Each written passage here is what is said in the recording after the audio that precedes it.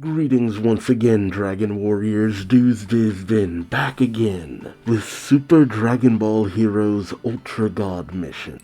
We finally reached the conclusion of this story as well as this manga. The Ultra God mission has met its end. With the efforts of Goku, the Future Warrior in Black, Gohan, and Xeno Bardock managing to reach their ultimate states to take down the Dark King Demigra. Although knowing Demigra, he'll find some way back.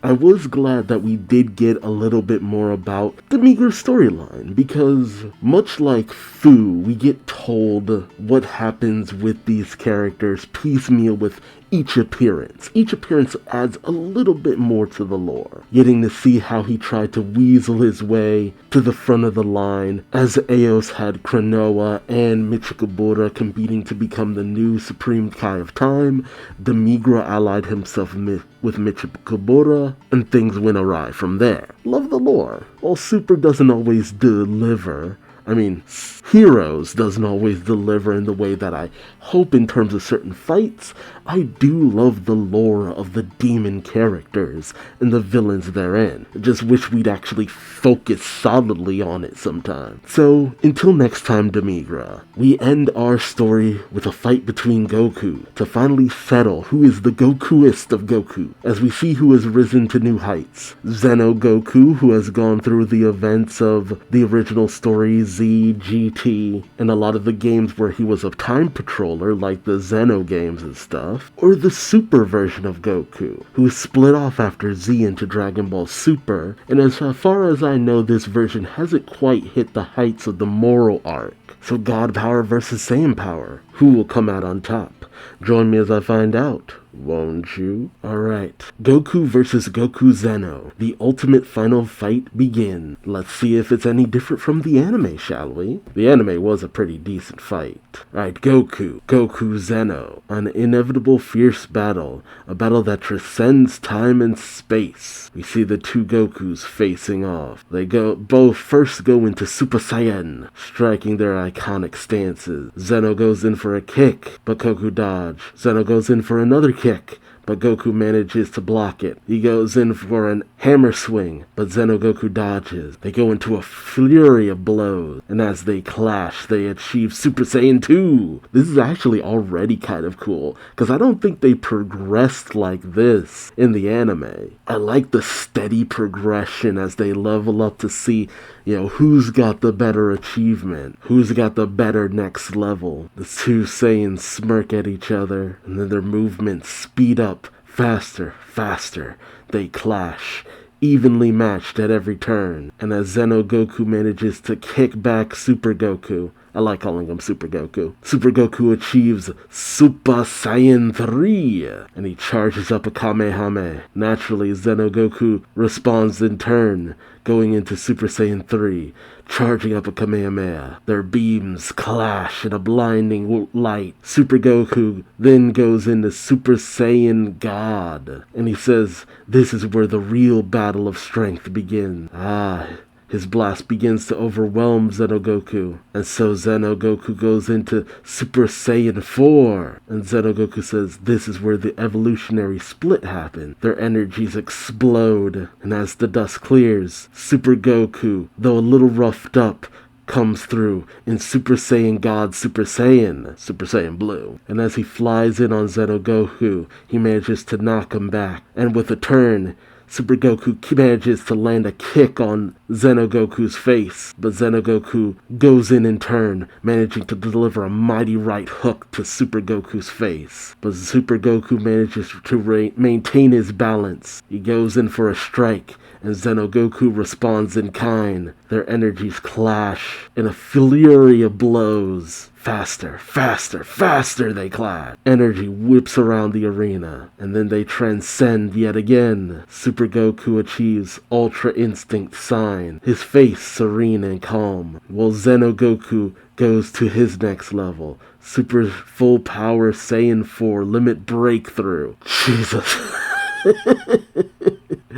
Oh man, I do appreciate that essentially the GT version of Goku managed to reach an even higher level of Super Saiyan 4. Xeno Goku's face awash with the rage of the primal beast. Xeno Goku says, "This form is my current limit," while Super Goku says, "Let's give it all we've got." Xeno Goku uses full power Kamehameha times 10, while Super Goku uses Ultimate Instinct Kamehameha. And as their energies clash, it almost looks like time freezes. The thing is, we know that Goku can still, Super Goku can still go further. So does that say that ultimately it's the super version that is the more powerful? I mean, it stands to reason. Their energies clash in a massive explosion. Oh, are we gonna hold off the revelation? We see Eos flying through the space-time area with the warriors in black. Piccolo asks, "Gohan,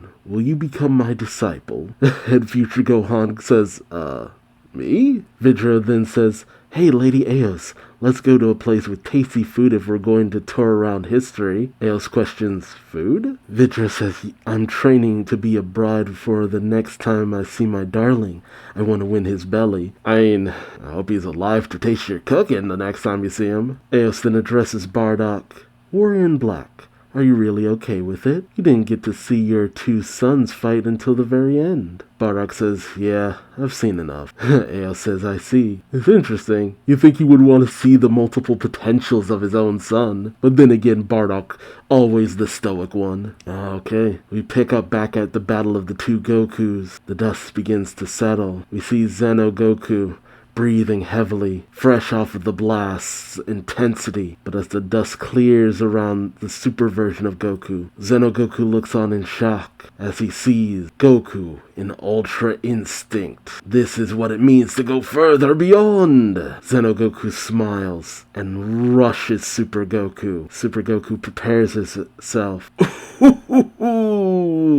And in one fluid motion, he dodges Xeno Goku's attack and delivers a mighty right hook right to Xeno Goku's face. Xeno Goku thinks, "When did he?" And as he powers down, he says, "I lost." And he collapses. And Super Goku laughs a little. And then he passes out saying, "I won." Xeno Goku says, "The silver-haired form is quite strong." While Super Goku says, "I still can't control it very well, though. Looks like there's still room for us to grow stronger." And Xeno Goku says, "Yeah, you're right. I gotta admit, this version of the fight was just a little bit better.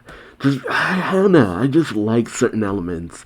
The manga always hits a little bit better than the anime." Kranoa pops in saying, "You two, looks like you're done." Xeno Goku says, "Huh? What are you here for, Lady Supreme Kai of Time?" Kranoa says, "Someone would need to return Goku to his original history, right?" Gohan then says, "Hit and Jiren have also gone back. I had a feeling that I should send Yamcha back first, so I did." And then we pick up with Yamcha completely decimated, thinking, "I can't believe that I gotta wait 1,200 years to marry Vidro." I'm glad it wasn't a deal breaker for him. So technically they are kind of engaged. So hey, Yamcha still got further than most people thought he would. He technically has a fiance. It's just, I don't know if he's ever going to get to that marriage date. Kranoa then says, "Again, I couldn't have protected history without you all. Thanks." One of the Goku says, "It's fine." Oh, I guess both of them say, "'Cause it was fun to fight with the strong guys." Kranoa just smiles and says, "All right then, let's get you back to Earth." At the end of a deadly fight, both of them have a smile on their faces. Next issue, a new chapter begins. What awaits them on Earth? And the next saga is called the Demon Invaders Saga. And the storyline is called the Meteor Mission. So that'll be interesting. But yeah, seeing the two Gokus throw down in that last panel with Ultra Instinct Goku managing just to dodge and deck Super Saiyan 4 Goku in the face. Oh, that was so cool. That was cool. It's funny too because the art isn't like the best. Like, it's pretty mediocre in a lot of ways. The mangaka's facial expressions and certain things just it ain't no Toyotaro, but I don't know, they managed to really get in the hype of it, which really goes to show if you have a good enough storyline, interesting enough things happening, and it's just fun in general, art can be bypassed. We know that from One Punch Man and Mob Psycho and stuff like that. Although some really top-notch art does really, make the difference sometimes too. But hey, we were sold on the events of the Ultra God mission based on the idea of Super Goku and Xeno Goku fighting it out and maybe finally getting a definitive winner. And we got just that. And I can't say I'm mad. I'm like, hey, we finally got the answer of who would win. And this actually kind of delivered on a few fun things. Although we never got that team up of the two Gohans. That was a bit of a bummer, but this is the Gohan before he could get Gohan Beast, and it would have been cool to see a Super Saiyan 4 Gohan go up against a Beast Gohan. And everyone getting to see Orange Piccolo and stuff like that. It really is a bummer that a lot of that hasn't been adapted yet. But it goes to show that, keeping the distinct timelines has actually been pretty cool. Man, it would have been cool to see Super Saiyan 4 Vegeta go up against Ultra Ego Vegeta too. Oh, but no, I'm just being greedy. I do though hope that Vidro comes back. While ultimately they managed to still turn a Yamcha win into a negative, I still want him to have won in the end. So the sooner they meet back, the better. But tell me your thoughts in the comment section below. What did you think to the conclusion of the Ultra God mission?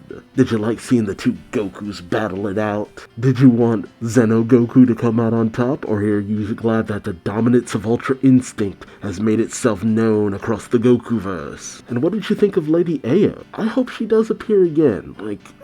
It's a good way of having some of those more interesting characters show back up again. And having another faction of, pseudo time patrollers out there. Shoot, we had 3 versions of Goku. Man, I mean Gohan, 3 versions of Gohan. It's just, future Gohan is so much different than the other versions of Gohan, despite the fact that he, by all technical means, should be the weakest of the Gohan. And yet, he was the one who had the spotlight because of his relationship with future Trunks. Man, just some interesting stuff all around. But again, let me know your thoughts in the comments. Like, comment, subscribe if you enjoyed the ride. And until next time, I've been Duuz-Diz-Din. Thanks so much for watching, and I'll see you later. Till then, take care. Bye-bye.